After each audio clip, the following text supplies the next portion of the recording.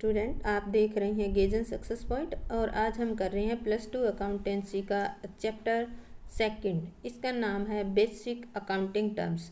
तो देखो, अभी से पहले हमने 2-3 लेक्चर तो दे चुके हैं जिसमें कुछ एक बेसिक अकाउंटिंग तो हम स्टडी कर चुके हैं, पर कुछ बेसिक अकाउंटिंग अभी रहती है, उनको हम करेंगे। तो आज की जो पहली हमारी बेसिक जो टर्म्स है वो है हमारी व्यय, एक्सपेंसेस जिसको कहते हैं। तो ये एक्सपेंसेस होता क्या है? वैसे व्यय वर्ड हम ले लेते हैं कि व्यय खर्चा होता है। एक्सपेंसेस क्या होता है? अगर हम एक सिस्टमेटिक ढंग से पढ़ते हैं एज ए अकाउंटिंग टर्म्स के रूप में, तो हम व्यय उसको कहते हैं माल या सेवाओं को उत्पन्न करने और उनके बेचने में जो लागत आती है उसे व्यय कहते हैं। मान लेते हैं आपने या तो माल को बनाया या कोई सेवाओं को उत्पन्न किया। माल को बनाना मतलब आपने एक फैक्ट्री लगाई है, कोई वस्तु बना रहे हो, मान लो एक बुक बना रहे हो, तो बुक बनाने पे या फिर कोई सेवा दे रहे हो, जैसे ट्रांसपोर्ट की सेवा देने में आपको जो खर्चा आता है, या फिर इन दोनों चीज़ों को बेचने में जो खर्चा आता है, जो आप करते हो, लागत आती है, उसको हम व्यय कहते हैं। जैसे इसके एग्जाम्पल दिए हुए हैं कि व्यय जो होता है विक्रय किए गए माल की लागत होती है। विक्रय, मान लेते हैं हमने कोई एक बुक है, वो हमने 400 रुपये की बेची है, तो क्या वो 400 रुपये की बनी थी? नहीं, वो बनी थी हमारी 300 रुपये की। तो 300 रुपये की बनी थी, तो हमारी सेल कितनी हुई? 400 रुपये की हुई। और इसकी कॉस्ट यानी कि लागत कितनी आई, जिसको एक्सपेंसेस कहते हैं, इसके बनाने में कॉस्ट आई हमारी 300 रुपये। तो इस तरह से जो हमारा व्यय है विक्रय किए गए माल की लागत है, यानी कि जो वस्तु हमने बेची है ये 400 रुपये, इसको बनाने में जो लागत आई वो लागत ही हमारी व्यय कहलाती है। या फिर सेकंड पॉइंट ये लेते हैं कि संपत्तियों को प्रयोग करने से उनके मूल्य में आई कमी। यानी कि हम कोई एग्जांपल लेते हैं, जैसे आपके पास कोई ट्रैक्टर है, कोई गाड़ी है, आपके बिजनेस में कोई ट्रक है, तो वो यूज़ करते हैं, तो क्या जैसे शुरू दिन नया लाते हैं वैसा ही रहता है 10 साल बाद? नहीं, वो धीरे धीरे क्या हो जाता है, उसमें घिसावट हो जाती है, टूट फूट हो जाती है। जो भी घिसावट टूट फूट होती है उसको हम एक वर्ड में पढ़ते हैं डेप्रिसिएशन। तो इस तरह से कोई भी संपत्ति हम प्रयोग करते हैं, तो प्रयोग करने के कारण उसमें या उसके मूल्य में कुछ कमी हो जाती है, तो उस मूल्य को ही ह्रास कहा जाता है। तो संपत्तियों के प्रयोग करने से उनके मूल्य में कमी या ह्रास आ जाता है। तो ये ह्रास भी क्या है? एक प्रकार का व्यय है। देखो, जो घिसावट आती है, आपके बिजनेस में एक ट्रक है, उसमें घिसावट आती है, आपको पता भी नहीं होता कितनी घिसावट आ गई, उसकी वैल्यू भी कम होती जाती है और इसको आपको नगद में पे भी नहीं करना पड़ता।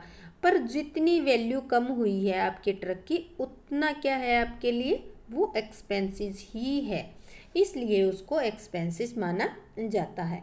तो ये था हमारा व्यय, यानी कि वस्तुएं जो बेची गई हैं उनको बनाने में जो लागत आई है उसको व्यय कहते हैं। अब हम पढ़ते हैं इसके बाद रिवेन्यू के बारे में। रिवेन्यू क्या होता है? वस्तुओं और सेवाओं के विक्रय से प्राप्त धनराशि को रेवेन्यू कहा जाता है। आगम, जो वस्तुएं हमने बेची है, मान लेते हैं एक बुक है, हमने 300 रुपये की बनाई, उस पर एक्सपेंसेस कितना हुआ बनाने पे और बेचने तक? 300 रुपये। उसको हमने सेल कितने में कर दिया? 400 रुपये में। तो ये जो 400 रुपये हमारे हाथ में आई हैं इस वस्तु को बेचने के, ये क्या कहलाएगी? हमारी रिवेन्यू कहलाएगी।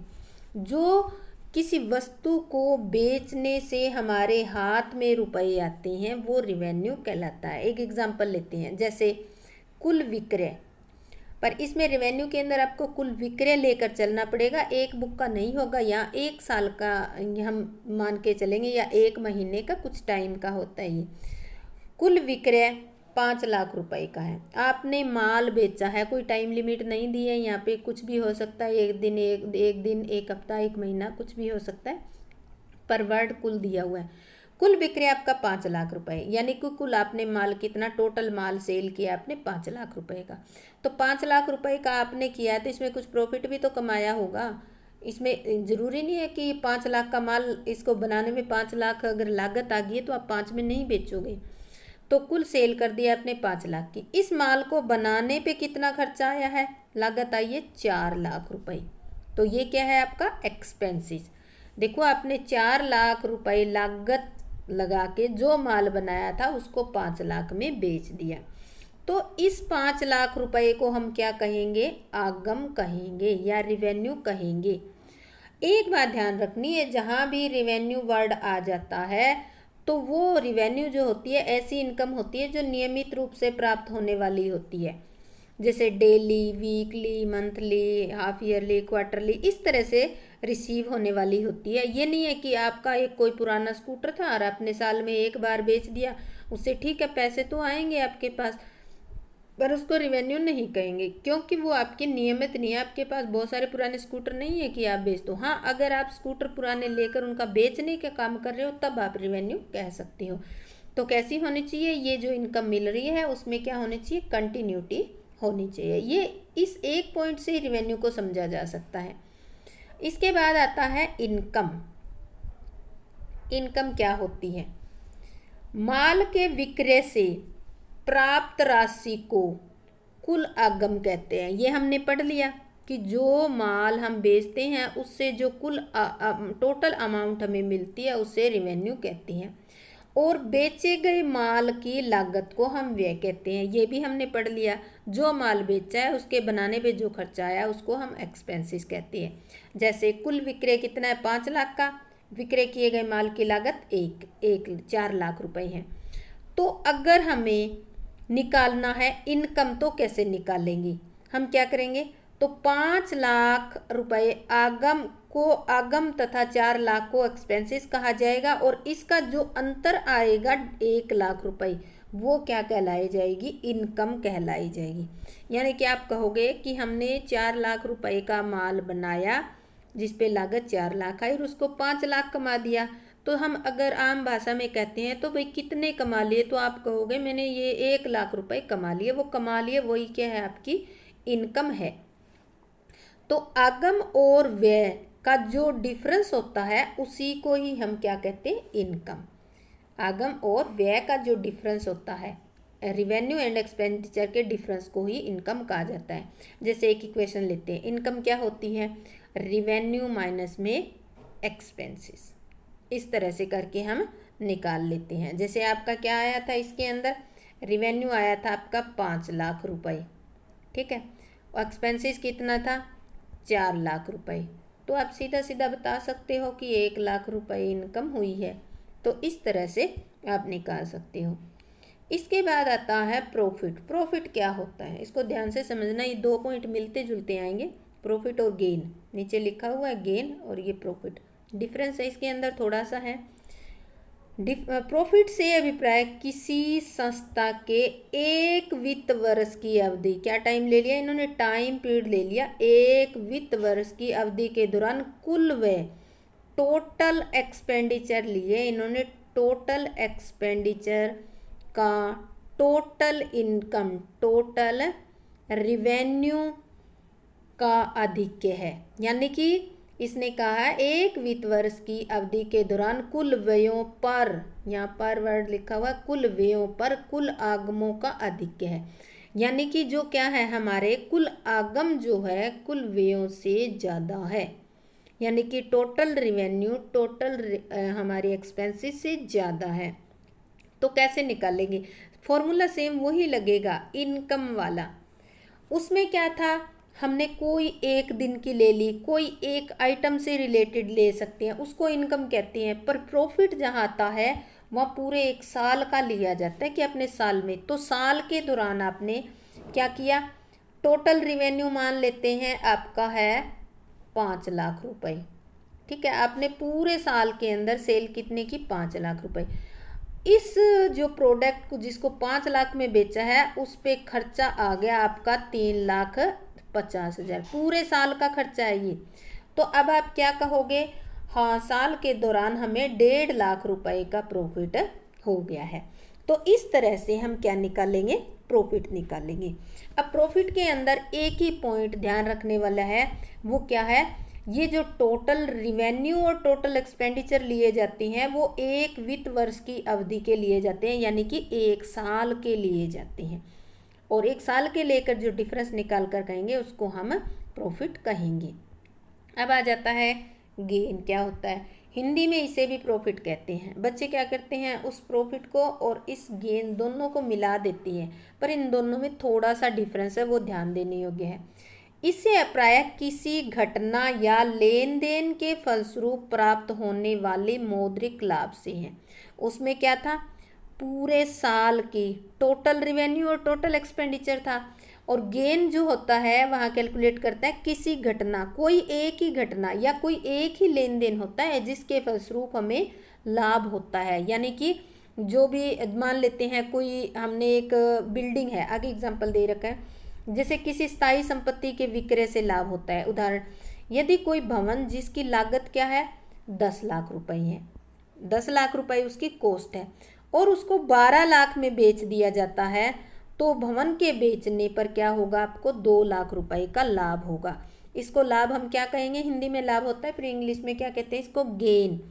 गेन और प्रॉफिट वर्ड में दोनों में यही डिफरेंस है। जो गेन होता है वो तो किसी एक घटना या एक लेन देन के फलस्वरूप प्राप्त होने वाला मौद्रिक लाभ है, और जो प्रॉफिट होता है वो पूरे साल के टोटल रिवेन्यू और टोटल जो एक्सपेंडिचर है उसका डिफरेंस होता है, जिसमें टोटल रिवेन्यू हमारी एक्सपेंसेस से ज़्यादा होती है। तो इस तरह से इन दोनों में आप डिफरेंस भी कर सकते हो। तो ये हो गया हमारा गेन, यानी कि किसी एक घटना या एक लेन देन से संबंधित हो उसे कहते हैं। इसके बाद आता है लॉस। लॉस क्या होता है, जो प्रॉफिट होता है उसका अपोजिट होता है ये लॉस। यहाँ पर इसमें देखो हानि में होता तो अपोजिट है, पर इसको दो अर्थों में अलग अलग इसको स्टडी करते हैं। पहले ये कहते हैं कि एक विशेष अवधि, आगे ना प्रॉफिट में भी एक विशेष अवधि थी, एक वित्त वर्ष था, इसमें भी एक विशेष अवधि एक वित्त वर्ष आ गया।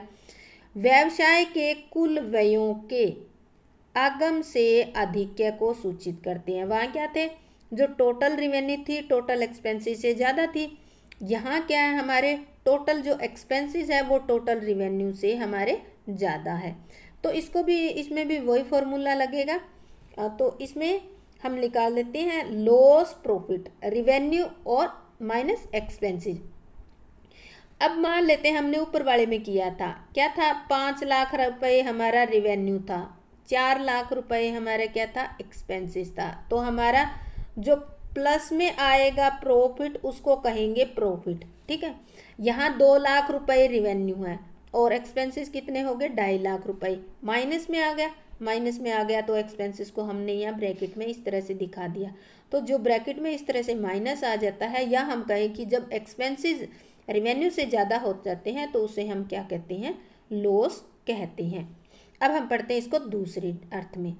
दूसरे अर्थ में क्या है, ऐसी गतिविधि से जिससे फर्म को कोई लाभ प्राप्त नहीं होता हो, यानी कि कोई ऐसी घटना होती है, कोई ऐसी इवेंट होती है जिससे फर्म को कोई लाभ प्राप्त नहीं होता, हानि होती है। कैसी, ऐसी कौन सी घटना होती है, जैसे माल चोरी हो जाना, गोदाम में माल पड़ा था आपका चोरी हो गया तो लॉस ही होएगी। आग लग जाना, आग लगने से आपका माल नष्ट हो जाना, कोई दुर्घटना हो जाना, जैसे आपका ट्रक माल लेकर दूसरे स्थान पर जा रहा था, एक्सीडेंट हो गया। तो इस तरह से ये जो ऐसी इवेंट या ऐसी हम कह सकते हैं कि घटना है जिससे फर्म को केवल लॉस और लॉस ही होता है, इसमें कोई प्रॉफिट होने के तो चांस ही नहीं होते। इसके बाद ये सेकंड थी। इसके बाद हम करते हैं इसमें difference between loss and expenses. देखो अभी हमने पढ़े थे कि लॉस क्या होती है, एक्सपेंसेस क्या होती है, फिर भी हम इसमें डिफरेंस करते हैं। जो व्यय होता है, एक्सपेंसेस होता है, वो रिवेन्यू को रिसीव करने के लिए किया जाता है। एक्सपेंसेस रिवेन्यू को रिसीव करने के लिए किया जाता है। एक्सपेंसेस रिवेन्यू को रिसीव करने के लिए किए जाते हैं, और जबकि जो हानि होती है उनसे कोई भी हमारा रिवेन्यू रिसीव्ड नहीं होता। एक्सपेंसेस क्या होते हैं, रेवेन्यू को रिसीव्ड करने के लिए किया जाता है, और जो लॉस होती है उनसे कोई रेवेन्यू नहीं मिलता।